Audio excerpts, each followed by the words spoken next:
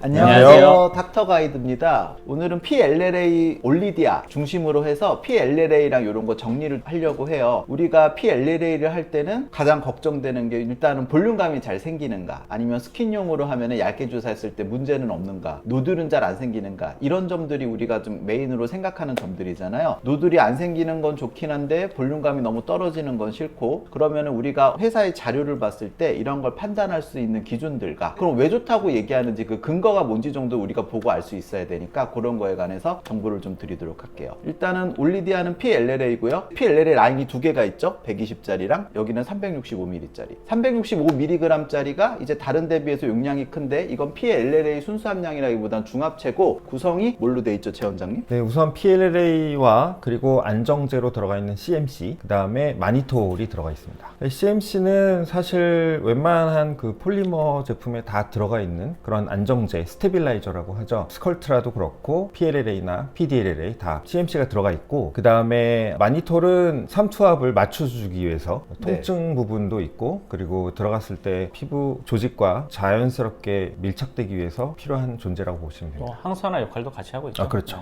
그러면 일단 여기서 PLLA가 물론 다 우리가 기본적으로 아는 거지만 한번 기본적인 거 좀 짚고 넘어갈까요? PLLA가 어떤 역할로 대체 볼륨 어떻게 채워주는가? 정 원장님 정리 한번 해주시죠. PLLA는 이제 폴리머죠. PDO도 있고 PCL도 있고, 이런 폴리머들이 안쪽에 들어가면 결국 이제 이물질이기 때문에 포린 바디 리액션을 일으키게 됩니다. 마크로파지가 이제 안티젠 프레젠테이션에 의해 가지고 포린 바디 리액션을 일으키게 되고, 주변에 있던 이런 마크로파지가 시그널들을 이제 보내게 되죠. 그러게 되면 주변에 있는 이제 파이브로블라스트들이 반응을 해가지고 그 주변에 콜라겐들을 형성하고, 그 콜라겐들이 점점 형성이 되면은 결국 콜라겐으로 형성된 볼륨 오그멘테이션이 일어난다, 이렇게 생각하시면 됩니다. 근데 바이오 스티뮬레이션이 너무 과하면 우리가 흔히 말하는 유가종이나 뭐 결절 같은 부작용이 생기고, 너무 적으면 효과가 없죠. 그래서 굉장히 적절한 좁은 구간 안에 들어가 줘야지 저희가 임상적으로 잘 쓸 수가 있죠. 유가종 문제가 가장 이슈기도 하고, 생기고 나면은 케어하기가 좀 여러 가지로 어려운 부분들이 있잖아요. 그런데 올리디아는 이제 유가종이 좀 타사 제품보다 덜 생긴다라고 예시하는 근거들이 몇 개 있는데 좀 짚어주시죠. 파티클의 사이즈가 있고요. 네. 파티클의 이제 모양 같은 게 있는데, 파티클의 이제 모양을 보게 되면은 이 라운드 타입보다는 이렇게 비정형, 그 다음에 또 스피큘 타입 같은 것이 주변에 좀 자극을 좀 더하기 때문에, 좋은 말로 하면은 이제 콜라겐 생성이 좀 더 되는데, 그런 부분에서 어떤 그래뉼로마가 형성이 잘 된다는 보고가 있거든요. 그러면은 볼륨을 증가시키기 위해서 약간 비정형이 됐으면 좋겠는데, 너무 스피큘 타입으로 주변을 자극이 심하면은 그래뉼로마로 좀 넘어가기 때문에 안정성을 좀 높이고, 콜라겐은 좀 안정적으로 좀 더 많이 생성을 시키고자 하기 위해서, 이쪽에서는 365 타입이 어떤 라운드 타입도 아니고 어떤 스피큘 타입도 아닌 타원 형태로 만들어졌다는 것이 이 제품의 장점이죠.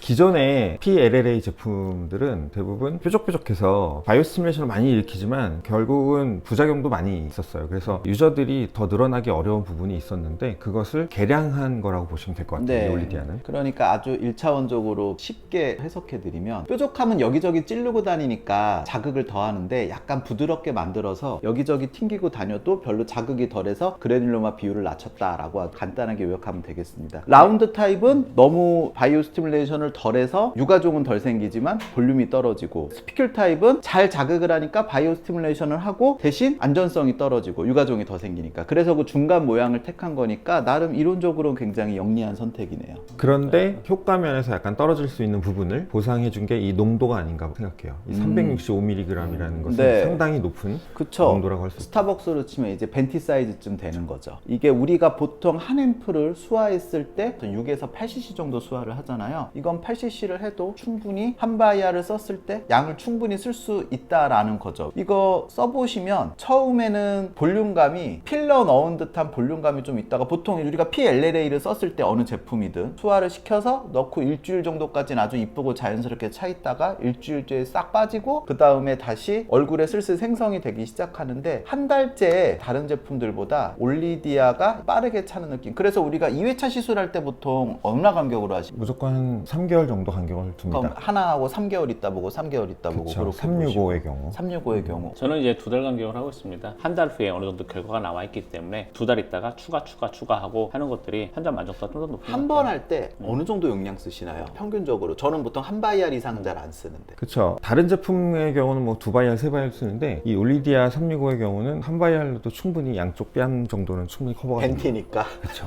그래서 사실은 이것들은 조금 부족하면은 그 다음에 좀 더 넣는 것이 한꺼번에 어떤 결과를 완벽히 얻는 것보다는 넣고 결과 보고 좀 더 그쵸. 보충하는 그리고 것이 약간 비타민 먹어도 쓸데없는 건 다 배설되니까 처음에 너무 과도하게 넣는 것보다 충분히 얼굴에서 자극하고 소화할 만큼 넣어주고 간격을 조금 더 추가해주는 게 훨씬 좋은 방법이죠. 자, 이게 보수적으로 시술하시는 게 좋고요. 아무래도 안전성이 강화됐다고 하지만 그래도 폴리머들은 조심히 다루는 게 좋을 것 같다라는 게 제 생각입니다. 그리고 이제 벤티니까 좀 진하잖아요. 그러니까 한 번에 그러니까 한 바이알 정도로 하고 진하니까 볼륨 재생량이 아무래도 좀 더 많다라고 가정을 하고 계획을 잡는 게 좋겠죠. 근데 저는 약간 적게 써서 한 달마다 하기도 하는데 한 바이알 쓰면은 한 달보다는 좀 더 길게 잡아요. 물론 사람 얼굴마다 차이가 있겠지만 그리고 여기선 좀 다른 얘기인데 우리가 PLLA 시술할 때 볼륨이 잘 생길 것 같은 환자의 피부 타입이나 지방 조직 타입 얼굴을 딱 봤을 때 이 사람은 잘 생기겠구나 이 사람은 좀 효과가 떨어지겠구나 하시는 기준들이 있으신가요? 저 같은 경우는 누구는 잘생긴다 누구는 안 생긴다 그런 개념보다는 이거 저는 개인적인 의견인데 예를 들어가지고